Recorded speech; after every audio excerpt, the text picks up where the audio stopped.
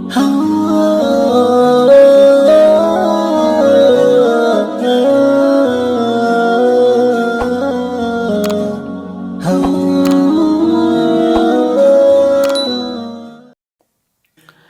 بھائی، یہ بھی ایک سوال پوچھا ہے جی، 10 محرم کو کون کون سے نبی کو نجات ملی؟ یہ بھی سوال میں نے دہرایا تھا، ام محمد نے پوچھا ہے۔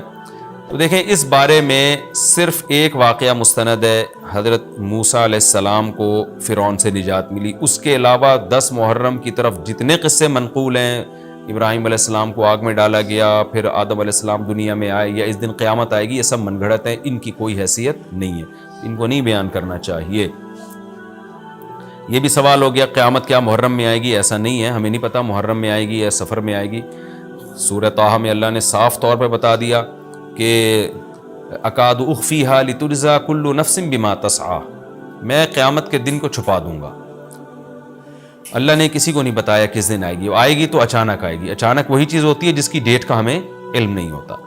لا تأتیکم الا بغتہ، قرآن کہتے ہیں اچانک آئے گی، تو اچانک کا مطلب اس کی ڈیٹ اللہ نے، اس کا سال، اس کا مہینہ اللہ نے ہمیں نہیں بتایا، تبھی تو اچانک آئے گی وہ۔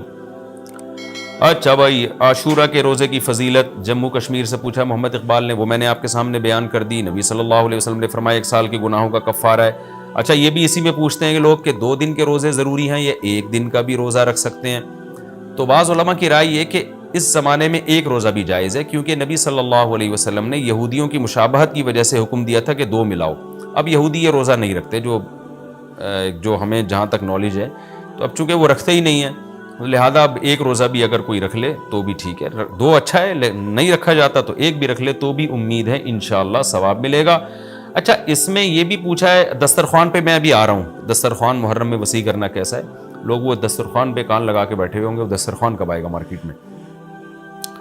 اچھا، یہ بھی ایک سوال پوچھتے ہیں لوگ کہ جیسے بھائی نے پوچھا کہ 2 یعنی قضا روزے کی نیت کرنا، یہ راول پنڈی سے محمد اسماعیل نے پوچھا تھا۔